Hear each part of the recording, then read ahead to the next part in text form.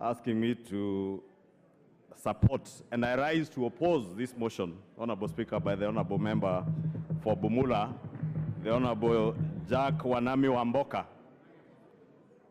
But allow me, Honorable Speaker, to take this opportunity to thank the Honorable Jack Wamboka for having the courage and fortitude to not only collect signatures and bring this motion, but also to prosecute it. Although he has performed dismally in his prosecution of the motion, Honorable Speaker. Honorable Speaker, I keenly listened to you on Tuesday when you made your communication, Honorable Speaker, on this motion. Honorable Speaker, this House is guided, or rather, as you stated, is a house of rules, and is guided by not just by the standing orders, but also by a constitution.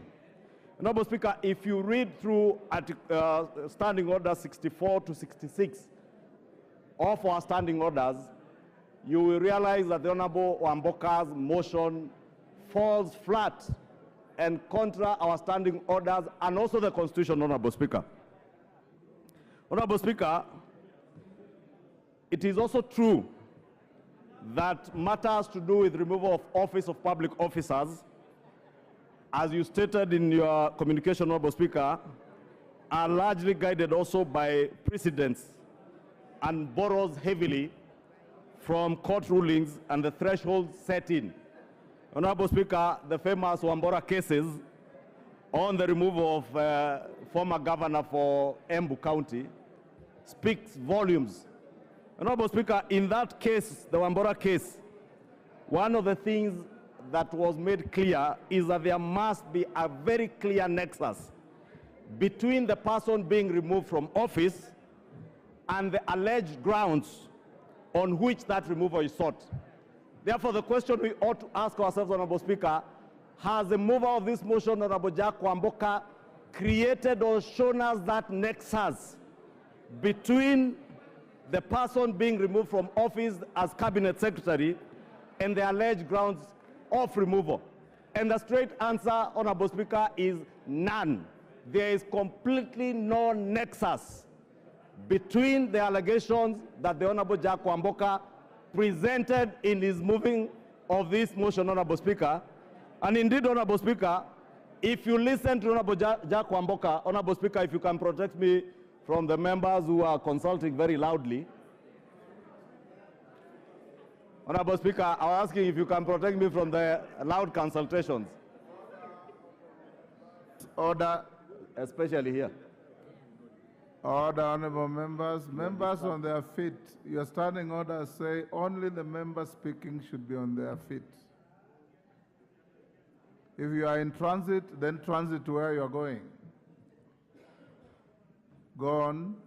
Thank you, Honorable Speaker. Honorable Speaker, I was stating that the Honorable Jack Wamboka has completely failed to show us the nexus between the allegations that he was speaking about and the person he seeks to remove from office. Indeed, in his own submission, Honorable Speaker, he has alluded to issues touching on procurement and distribution of fertilizer by the National Cereals and Produce Board. Honorable Speaker, the Honorable Jack Wamboka is not an ordinary member of Parliament. The Honorable Jack Wamboka, and congratulations to him, is a first-time member of Parliament, but also serving as a senior member of this House as the chair of the Public Investments Committee. And therefore he knows, because he oversights these parastatals, some of these parastatals in PIC, that parastatals are semi-autonomous of ministries. And indeed, the State Corporations Act is very clear that ministers, principal secretaries or accounting officers cannot and must never be seen to micromanage parastatals or state corporations. The Honorable Wamboka has failed to show us the nexus between CS Mithika Linturi and the procurement processes or distribution of fertilizers at NCPB. Indeed, Honorable Speaker, he also failed to inform the House that DCI that has been investigating this matter has already preferred charges against arrested and preferred charges which the DPP has consented to for the prosecution of officers that DCI feels might be culpable on the matter of the procurement and distribution of this fertilizer, Honorable Speaker.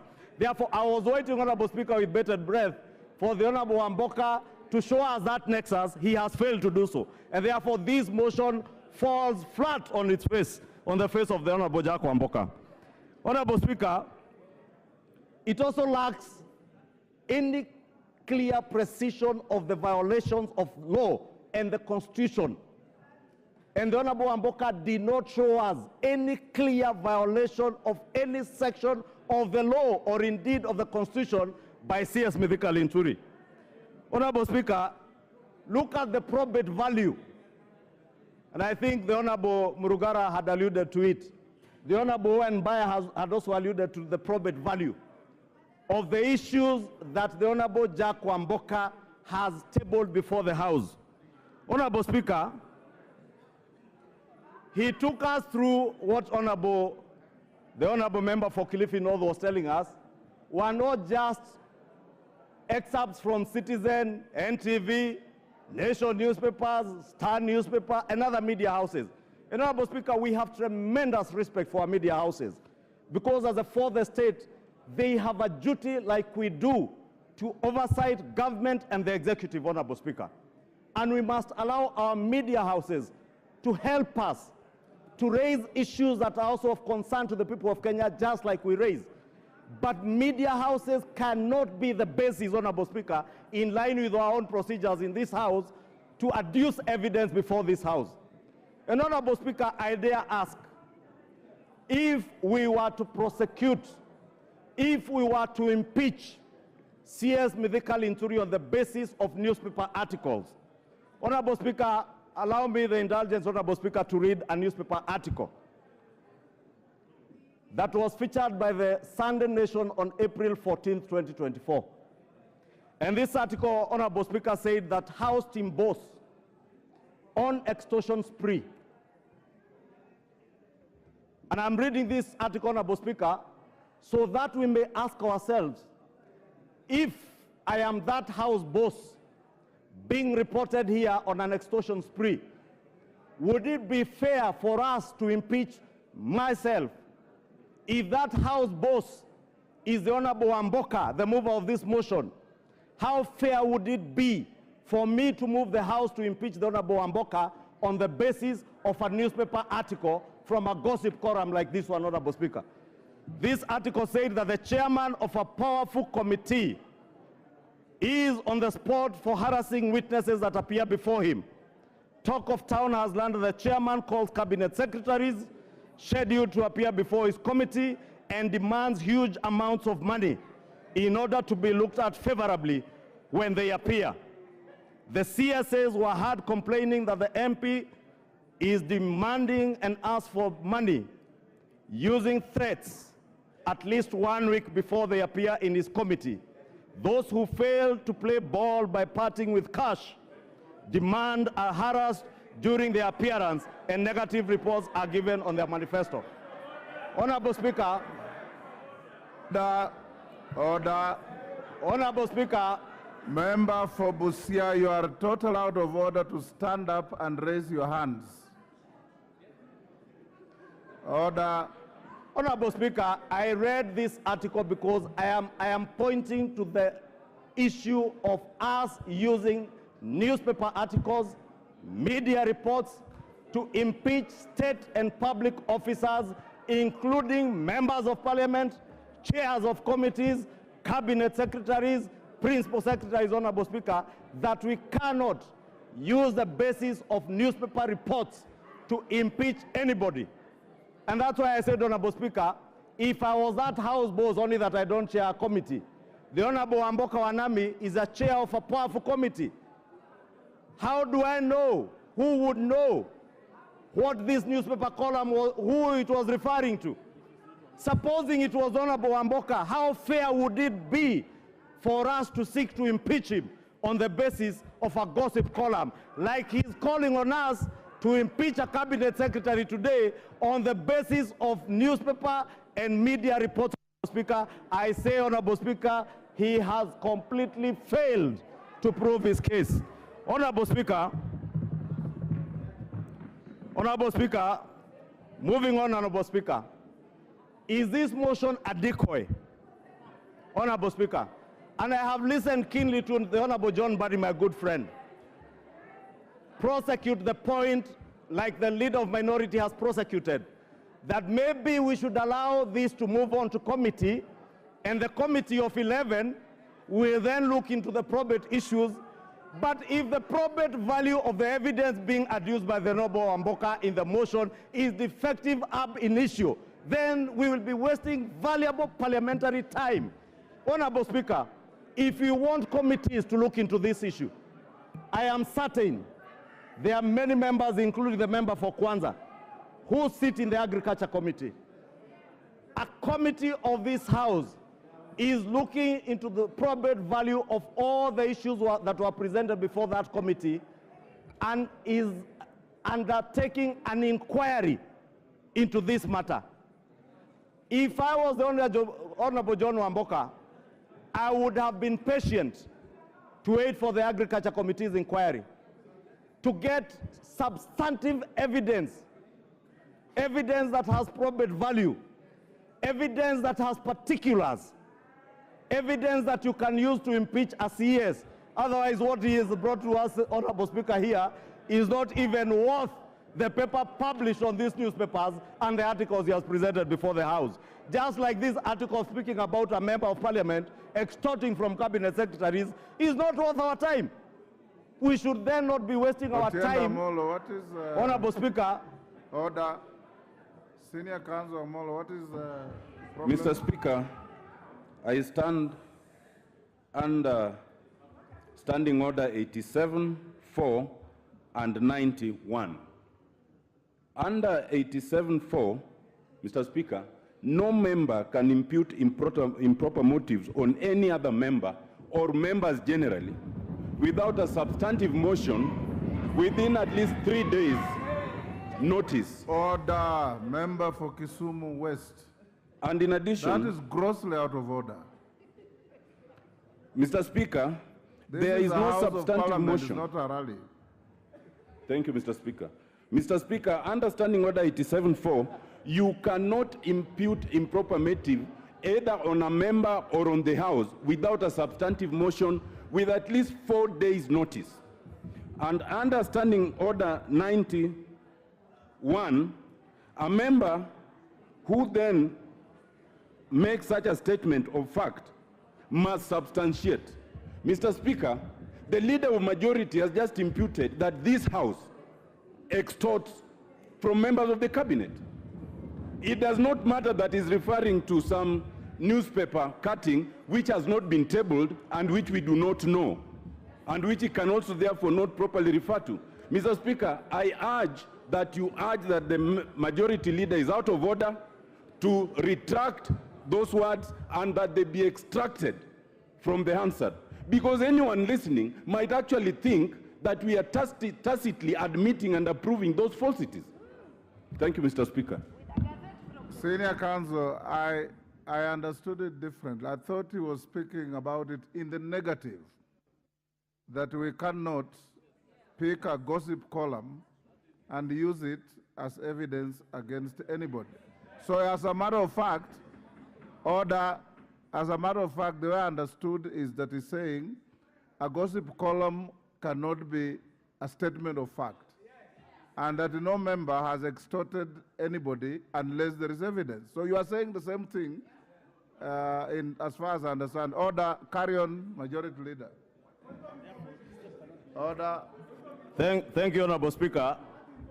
And indeed, Honorable Speaker, you have captured it very well. And the point I was making, Honorable Speaker, for the benefit of the Honorable Tiende Amolo, in fact, I used my own example, and probably that of the Honorable John Wamboka, Honorable Jack Wamboka.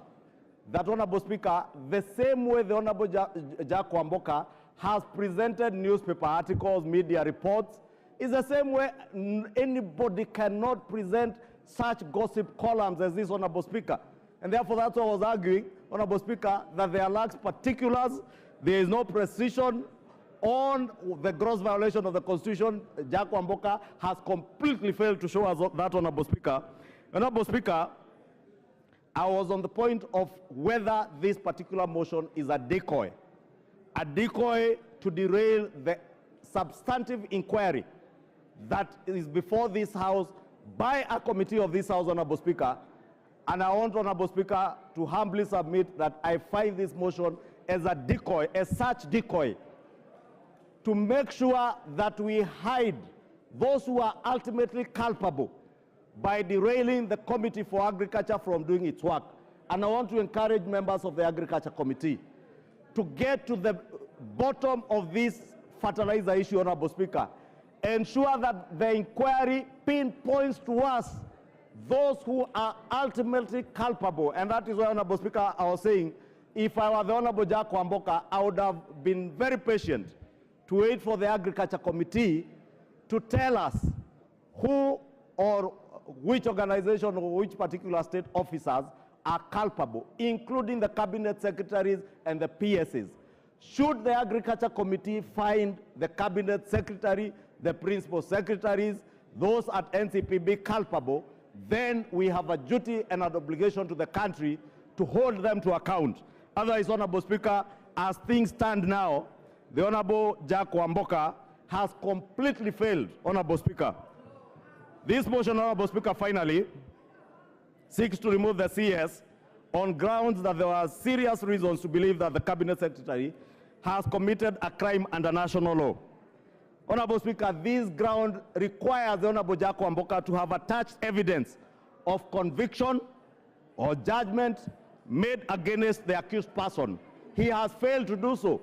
In fact, he has gone to great lengths, Honorable Speaker, to quote cases that, as somebody, I think is Honorable Owen Bayer, pointed out, cases that we considered at the point the House vetted the Honorable Mithika Linturi as Cabinet Secretary and approved. Therefore, Honorable Speaker, as the Honorable Owen Bayer was alluding to, that is a matter that is already spent. The Honorable Jack Wamboka therefore cannot take the House back to relook into those cases. And may I remind him, when the Honorable CS appeared before the committee, he said he had 32 court cases that he was battling with, some civil, and he was dealing with them. And the committee, including the member for Bumula, approved the Cabinet Secretary to serve as Cabinet Secretary. How then do you retract your own steps or call the House to retract our own steps, Honorable Speaker?